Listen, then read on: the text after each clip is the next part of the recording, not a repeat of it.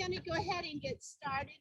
Thank you so much for coming. I am going to take my mask off while I'm up here and away from you because otherwise you'll never hear me. I do want to say before I get started, if you have, I know some of you have Zoom on in your car to help you hear. If you do, be sure that you muted it so that we don't get any feedback from it while we're up here.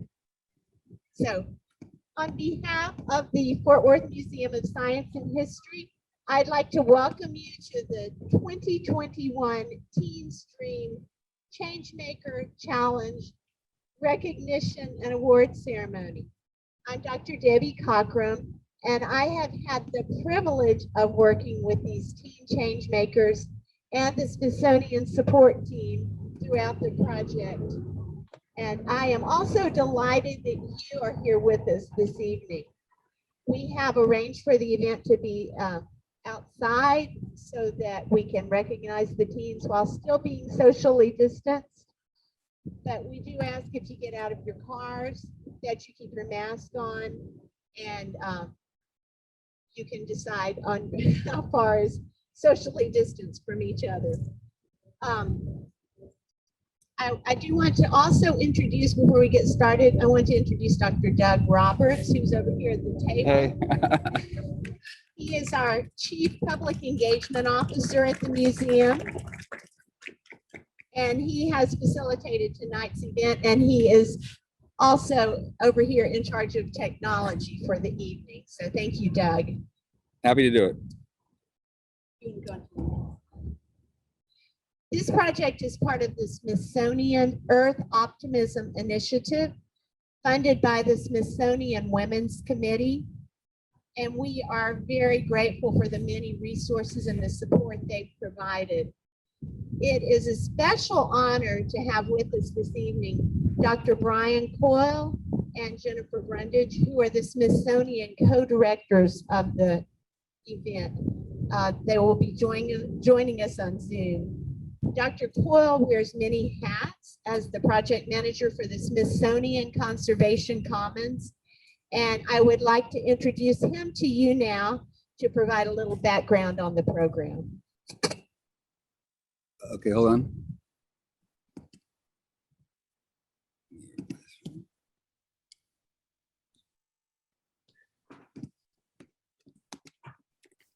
Okay, hold on. He's coming. Brian's on his way. Okay, should I go ahead? Yeah, go ahead, Brian. They can hear you. Okay, thanks a lot. I'm make you bigger. Well, good evening, everybody. My name is Brian Coyle, and I'm from the Smithsonian Institution, as you know, and we are delighted to be able to be here and to partner with the Fort Worth Museum of Science and History to amplify the voices of inspiring young leaders and to provide a platform for them to take positive action towards a more sustainable future. We all know that our nation and our global society are facing challenges of unprecedented scale and scope. And if we're going to prevail in confronting those challenges, we need to all come together in collective action and common spirit. And so the Earth Optimism program was created for this purpose. Rather than dwelling on the negative, we showcase stories of success, and we share proven approaches that inspire people and help others to replicate and scale positive change at all levels. And although we started the Earth Optimism movement, we consider this to be open source. It belongs to everybody. And there's no greater priority to us than to empower and enable young people to be the great engine for change that we urgently need. So to all the young people joining us tonight in Texas and everywhere, we celebrate your energy, your innovation, and creativity, your fearlessness, and especially your vision for a healthier future and a more equitable future. We are your partner. And before I pass the mic, I just want to recognize Doug and Debbie in particular for creating this wonderful event and supporting these young filmmakers over the past few months, and going forward for helping them to turn their ideas to action. So thank you very much.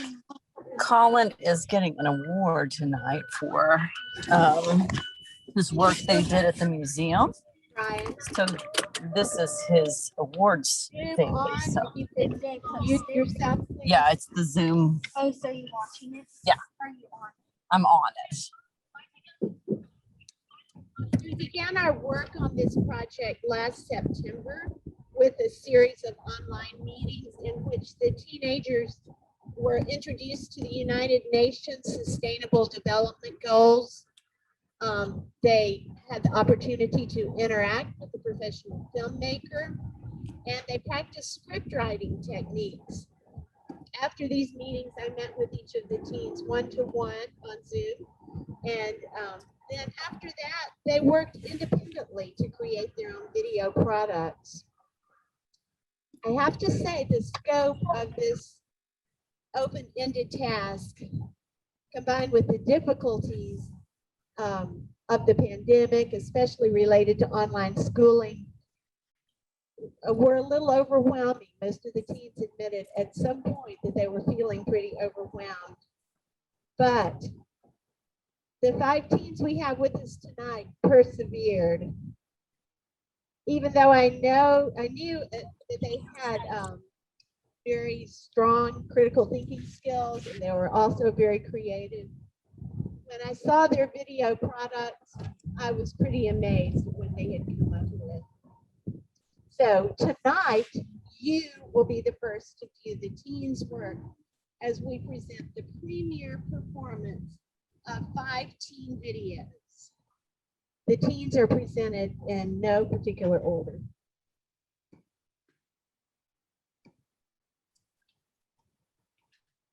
So we will start with Priya Stanford.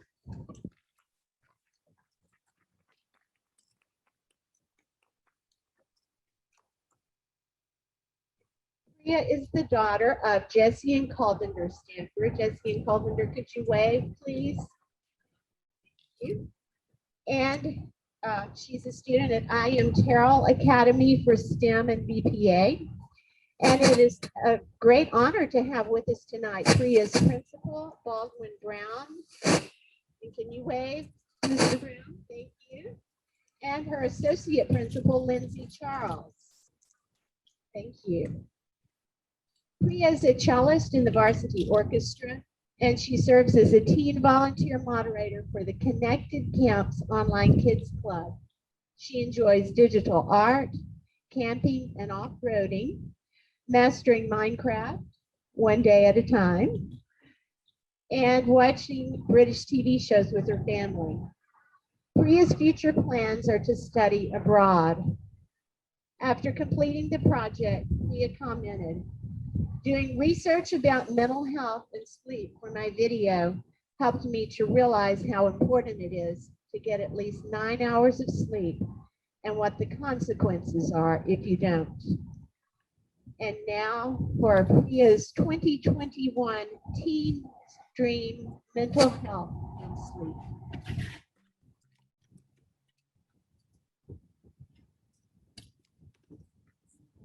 COVID-19 has taken a significant toll on the mental health of millions of kids around the world. My dream is to help prevent long-term mental health issues by educating kids on how to build a lifetime of habits that promote good mental health. Here's an example. What if there is something you could start today that improves your long-term mental health and your ability to cope on a day-to-day basis if you just knew more about it? Well, the answer lies in something you already love to do: sleep. So what's the problem? Did you know insomnia affects 1 in every 3 people? Sleep problems contribute to anxiety disorders in children and teens. They cause long-term health issues such as heart disease, type 2 diabetes, and depression. They also have short-term consequences on your thinking, concentration, energy levels, and mood. So first, we need to understand the science behind sleep. Sleep helps your brain and body to slow down and engage in recovery. The body's internal clock, or circadian rhythm, regulates the production of important hormones such as melatonin, which helps promote sleep, growth hormone, which helps with bone and muscle development, cortisol, which is part of the body's stress response system, and leptin and ghrelin, which help regulate appetite. If we don't sleep well, we may not progress through enough sleep cycles to get proper rest to reset these hormones. We need to adopt strategies to get better sleep, such as limit daytime napping, establish a nightly routine, turn off devices, keep your room cool and dark, and aim to get at least 9 hours of sleep every night. My plan is to promote Brain Break Day at every school by developing a mental health curriculum and having regular sessions to reinforce these strategies. The key is to promote ideas that kids can easily understand and adopt, like getting a good night's sleep. I think we need to do a better job of promoting mental health awareness and education in schools starting at an early age to encourage a lifetime of healthy habits.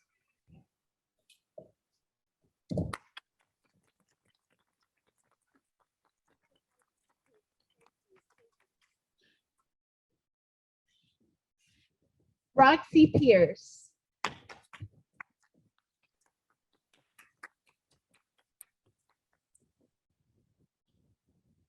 Roxy is the daughter of Tim and Tessa Myers. Tim and Tessa, can you wave? Delighted that she also has with us this evening her grandparents, Dennis and Patty Gatlin. And I know they're in the car, but maybe, oh, you are out. Good. Okay. They're waving.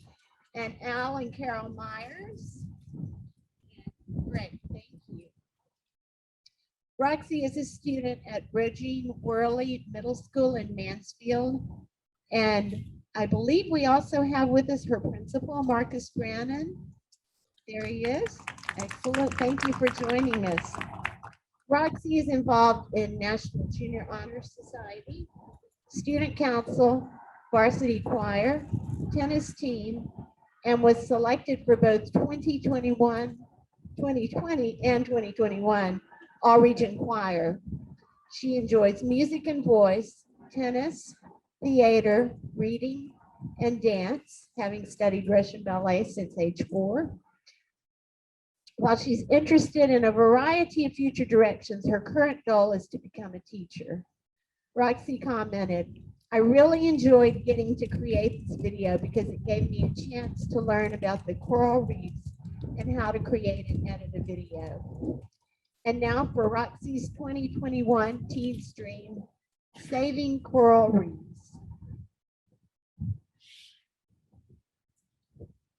My name is Roxy Pierce, and my dream is to stop coral bleaching. 30% of the world's coral has been lost in the past 30 years due to climate change and other factors. Climate change is causing our coral reefs around the world to bleach. People are burning fossil fuels such as oil, gas, and coal. When burned, fossil fuels release carbon dioxide into the air, causing the earth to heat up. When the earth heats up, our oceans are heated up alongside it.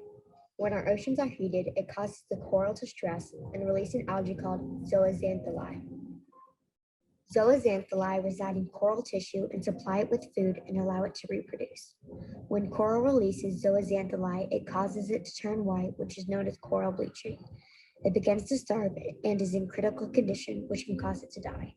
Many species of sea creatures rely on coral reefs for shelter and protection. Without coral reefs, we lose many species of fish, starfish, and other sea creatures that we rely on and love. As coral reefs continue to be bleached and killed, many species face extinction. We can take the following steps to help rebuild our coral reefs and to give them a chance to be healthy again. We can use alternative renewable energy sources such as solar and wind energy. We should not use chemically enhanced pesticides and fertilizers because they can greatly impact the water that supports our coral. We should be careful where we wash our cars and other objects because the soap and water could run off into drains that can pollute our ocean waters. We should make sure to never throw trash or plastic into the ocean or onto a beach. When swimming in the ocean, we need to make sure to not touch the coral because contact with reefs can damage the reef's ability to protect sea creatures from diseases. The coral reef bleaching relates to Sustainable Development Goal number 14, life below water.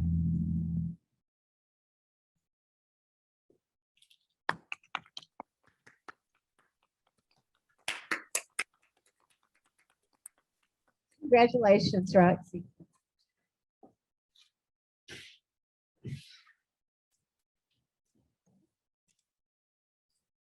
Colin Berry.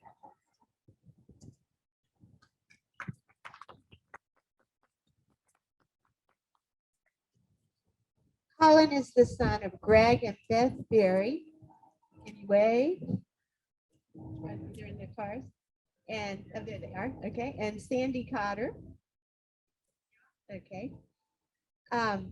He currently attends Covington High School and previously attended Kaufman Leadership Academy.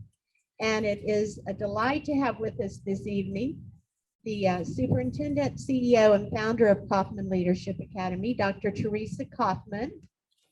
Thank you.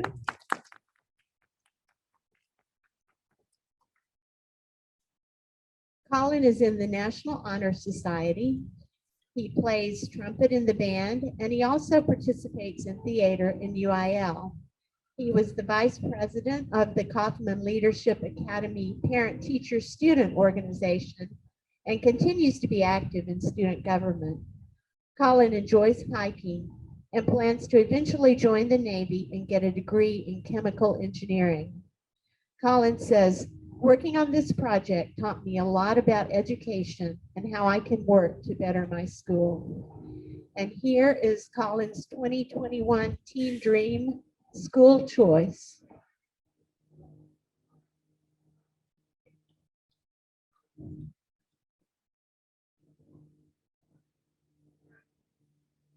The way our public education system is set up ensures that there are no cracks that students can fall through, right? Unfortunately, this is not true. There are many gaps that make it difficult for students to completely understand and get the most out of their classes. There has to be some way we can close these gaps and make it easier for students to succeed in life. One solution can be smaller class sizes. A recent study done by Berkeley found that smaller class sizes have led to, on average, of students having a higher score of 8% than students in medium to large classes. Another solution can be more one-on-one with the teacher. A more one-on-one approach can lead to students understanding the subject matter better and can prove to the teacher that the student is understanding the curriculum and not just repeating. This allows the teacher to better gauge on what students are lacking and where they can be helped. My third solution is to incentivize change. No school is a one-size-fits-all, and students might need to find a different one. But most parents are limited on what schools they can send their children to. This is because there are only so many schools in their district. Also, you're not guaranteed a transfer. Also, when transferring schools, there's a chance that you might need to pay, which you shouldn't have to because you already pay a school tax. This is why we should support school choice, to allow parents the freedom to pick which schools gives their tax dollars. The threat of losing funding will make schools have to think outside of the box on their teaching programs. Essentially, the better schools get more money and the bad schools get closed. Hopefully, by implementing these three strategies, we can improve the overall quality of education students receive. This is my dream, is every student has a great education.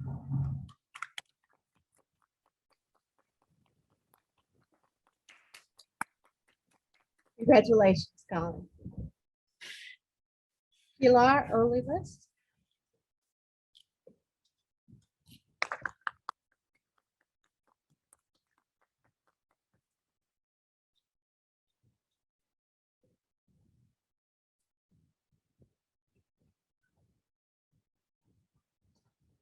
Pilar is the daughter of Victor Olivas and Prudence Zavala. Could you wave? You're over here in the car. Pilar is a student at Nolan High School, and her principals are Ryan Fowler and Cindy Jones. We welcome Pilar's support team who are joining us online also. Her godmother, Nydia Cardenas and family, her aunt, Sandra Robinson, and Jason Velez.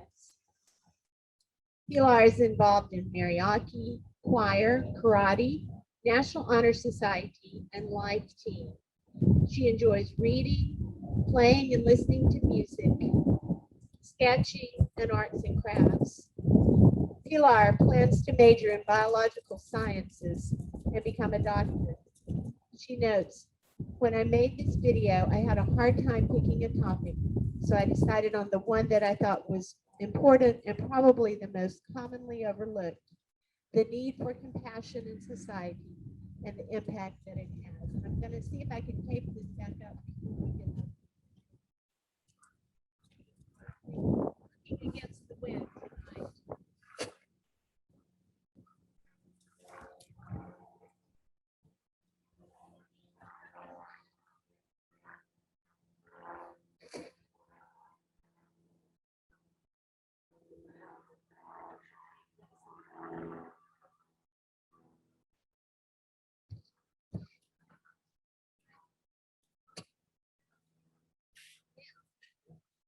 here is Pilar's 2021 Teens, The Impact of Compassion.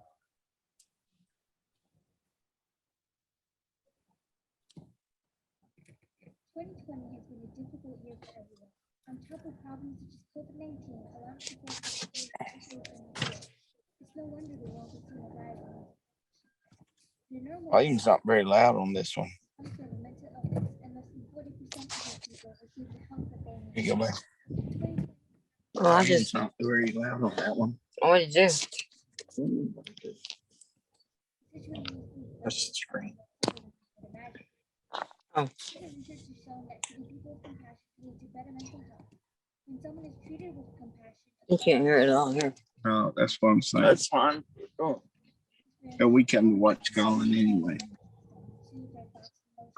Your phone's not muted. Can you hear? It's real quiet. Also, there's been a loss of compassion in society just when we need it the most. It is present even in groups such as teachers, healthcare professionals, social media users, and even families. This lack of compassion tears people down and can trigger or worsen mental illness. Time, money, or resources. It cannot replace doctors, medications, or therapists, but it makes these treatments much more effective. Anyone can show compassion to someone in need of it. A smile or a phone call can work wonders. However, more can be done to make sure that people are treated with compassion. For example, schools, hospitals, and other places that affect the daily lives of people can implement programs that teach the faculty to be more aware of how to treat others and to recognize people who may be in need of a little more compassion. If these small steps are taken, a big difference can be made in the lives of those struggling with mental illness and fix the lack of compassion in society.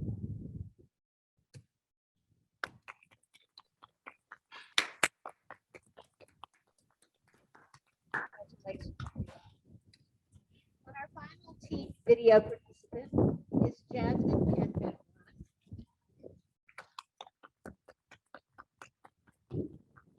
Jasmine's parents are Dr. Alicia Hayes and DeWan Irvin. If you could wave, you're in the car. So you can do arm wave.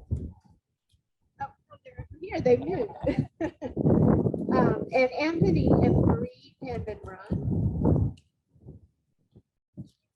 Okay.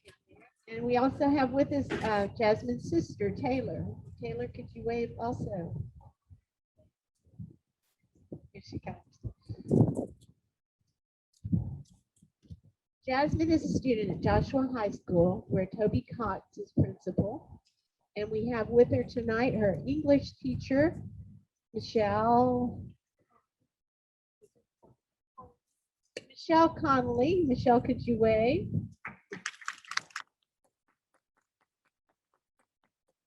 Jasmine is involved in culinary arts and theater. She plays basketball and enjoys acting, baking, and crafting. Jasmine plans to get her PhD in either food science or chemical engineering. She commented, during the video making and planning process, I tinkered with several ideas of examples that would support my claims and pictures, but I realized that nothing can ever be truly perfect. And even though my video doesn't have all of the concepts that I had previously planned, it is pretty good as it is, considering the 2-minute time limit. And here's Jasmine's 2021 Teen Dream, Disinfecting Responsibly.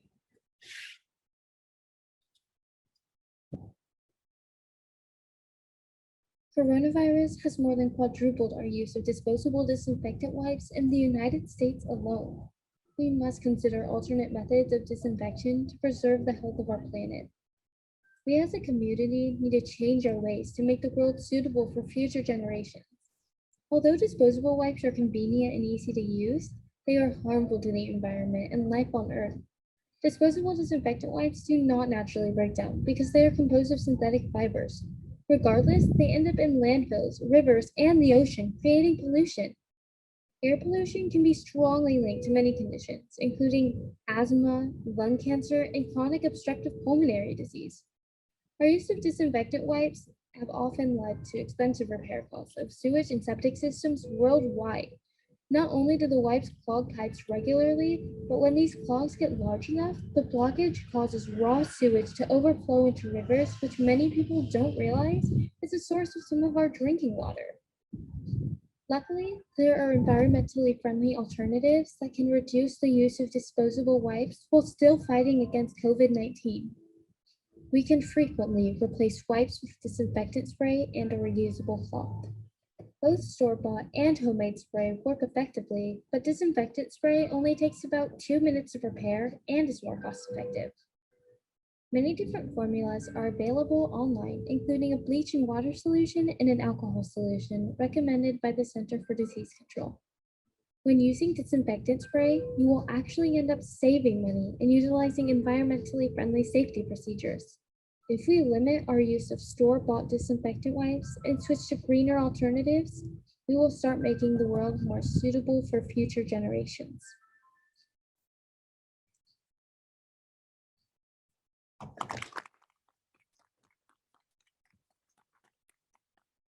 Congratulations, Jasmine. And if you'll stay up here, we will invite our other teen change makers to come back up to the front and just stand socially distanced where we can see you.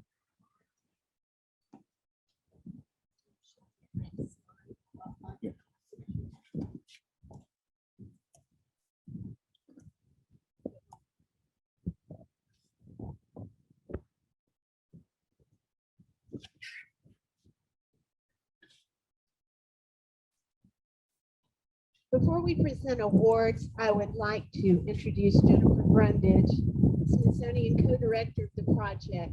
Jennifer has gone above and beyond to communicate clearly, to provide support and resources, and to adapt the project to needs throughout the process. Jennifer, could you share a few words with us this evening? Absolutely. Well, good evening, everyone, and thank you so much for coming out tonight.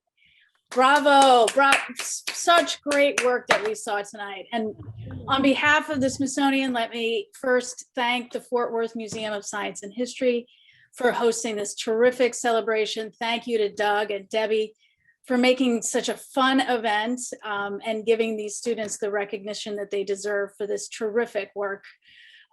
We love working with the Fort Worth Museum. They've been an affiliate since 2012, and we collaborate on a range of projects and programs, and we couldn't be happier with events like this. It's so exciting and rewarding. And I want to thank too the parents and the teachers, the principals, the family members, and the friends who are joining tonight for your support of these young visionaries. As you said, this past year has been so incredibly challenging in so many ways. And we know that accomplishments like these are possible because of supporters like you and the encouragement and the motivation that you provide to the students. But most importantly, above all, I want to thank the students, to Priya and Roxy, Colin, Pilar, and Jasmine. Bravo. It's hard. Believe me when I tell you this, it's hard to overstate just how impressed and inspired we are by the effort that you put into these videos. So many of your talents really shine through these films. It's clear that you did really careful research. You had thoughtful and creative solutions to these problems that are also feasible to achieve. Your technical skills are obvious, the way that you edited these films together, and you included animation and so many great scores and other features in ways that we probably could not ever do ourselves. But also your communication skills. You really broke these problems down into ways that are easy to understand and also inspire action. And what really came through the most is your passion for these issues. And let me tell you, we strongly believe, as Brian said earlier, young people are uniquely positioned to lead on issues like this. It is your future, after all. There's a lot at stake. But you also understand your own communities and what they need. And what we see is your fearless, optimistic attitude toward problem solving, and it's absolutely contagious. So let me tell you what's next for this project. The Fort Worth Museum is going to be sharing these videos on their YouTube page, and we're going to be amplifying that through the Smithsonian social media feeds. Brian and I are working hard to create a presence for teen action at the Smithsonian so that these videos can find an online home on our websites. And hopefully that means that even more people can see what you've done and follow your example. And as you know, these videos are part of a global competition, and the 10 winners will be announced on March 21st. So watch out, stay tuned for that.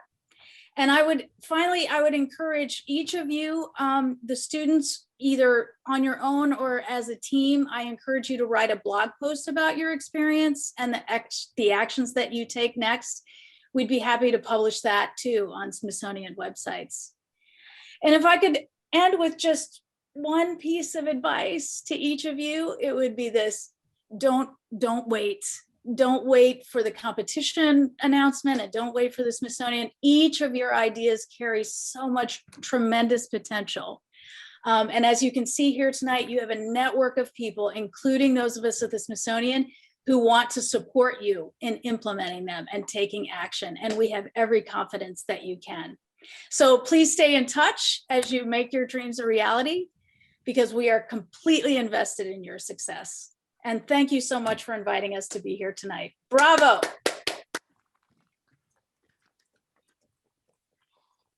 Thank you so much, Jennifer. Each of these teams has put tremendous effort into their project. And from our viewpoint, each one of them is a winner. They will each be receiving a certificate and a $50 gift card for their work on the project.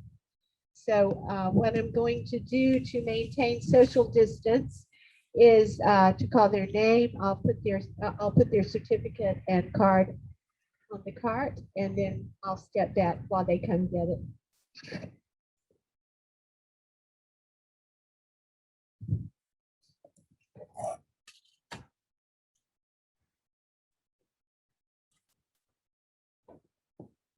Colin Berry.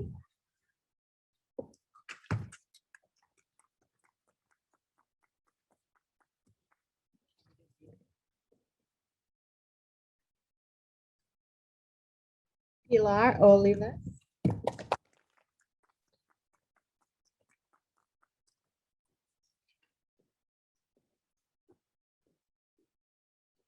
Jasmine Panda.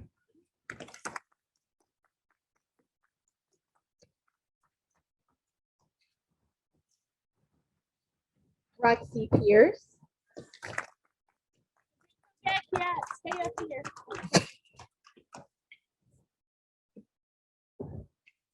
And Priya Stamp.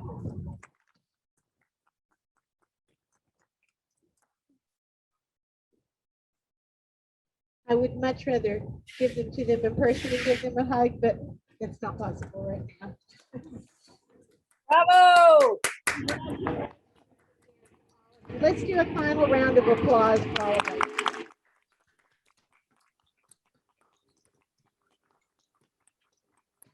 Final round of applause for all the support parents and principals. Go ahead and clap for yourselves. It's wonderful to have you here. Excellent work.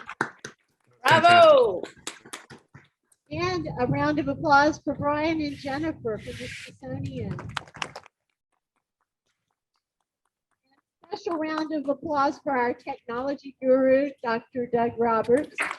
Hey, Doug. I'm just glad it all worked. Okay, go on to the next slide. And I just, one last thing before we go. The videos are up on the museum website. They're on our YouTube channel. And be sure if you want to go back and look at them later, you can. They're up now. Or if somebody wasn't able to attend that would like to see them, be sure and direct them to the website. Thank you again for coming, and have a wonderful evening.